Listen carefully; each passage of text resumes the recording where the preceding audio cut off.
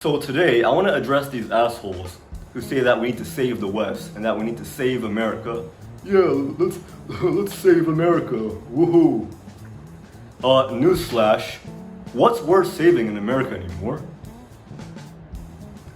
Somebody please give me a valid, cohesive argument or reason as to why we should save the West. I always ask people this, and I always hear crickets because they can't give me a response. These people in the West are so stupid and so willfully ignorant that they knowingly voted in somebody who wouldn't do a good job, just to spite the person who deep down they knew would do a better job, and in turn take the rest of the country and the people inside of it down with them. That's how stupid and willfully ignorant these people are. Is that what you want to save? And the people that are saying this, I understand where they're coming from, because most of the people saying this have never left the US. They've never traveled the world much. So of course they don't have any other point of reference. They still think America's number one. And everybody in America already has this we're number one ego built into them. So it just gets amplified even more. So I don't blame them for that. It's just ignorance on their part. But anyways, let's proceed to talking about what's worth saving in the West anymore. Why would you want to save the West? What's worth saving? What, the bitchy, entitled, rude women who lead the world in obesity, who say that they don't need you and that you're useless and that you're toxic and that they can do whatever you can do and try to emasculate you through the media?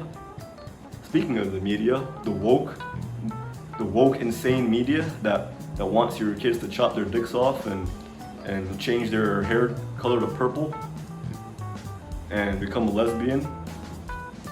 Well, is that woke culture worth saving?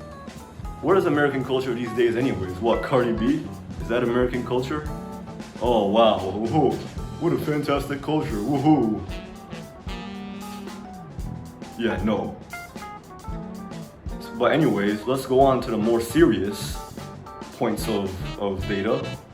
The declining year-over-year GDP growth, the loss of economic power, and it's obvious. That's why people are starting to dump the dollar, because they don't have any faith in American production anymore.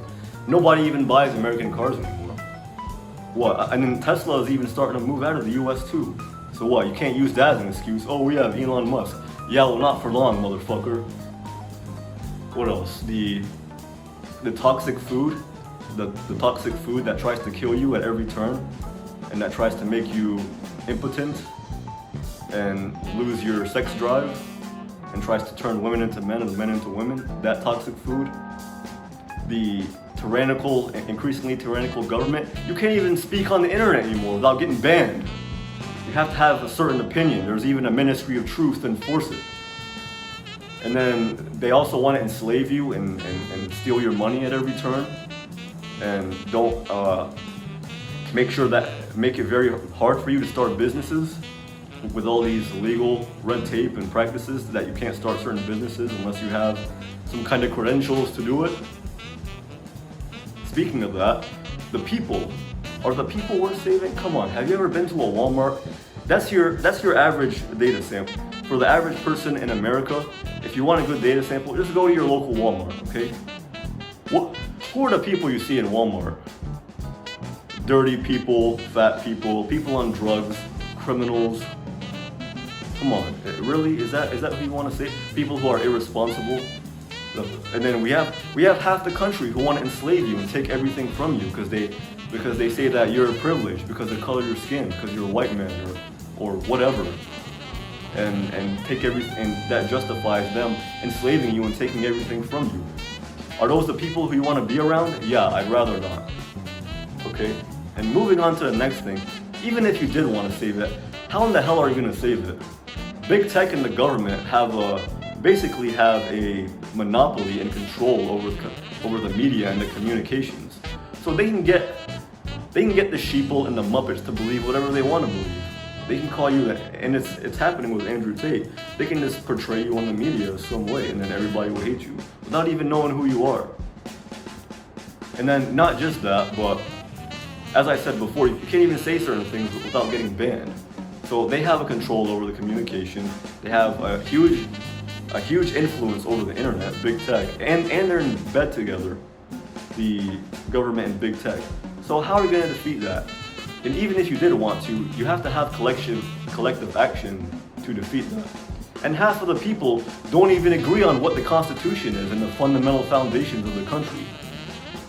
Well, so who's going to fight alongside you? If half of the country thinks that we should just do away with the Constitution and the basic foundation of the country. It just doesn't make any sense. So, if these people want a socialist shithole, give them a socialist shithole, because it's obvious that they're too damn stupid to realize where the country's going and what's going on right now throughout history. So just let them learn the hard way. Why fight it? Go and live your life in some other country.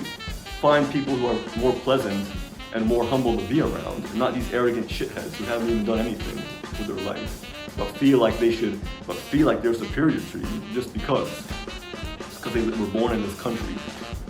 Okay, and I will end with a famous Russell Matt quote that I always say. It's better to be a foreigner in a foreign country than a foreigner in your own country.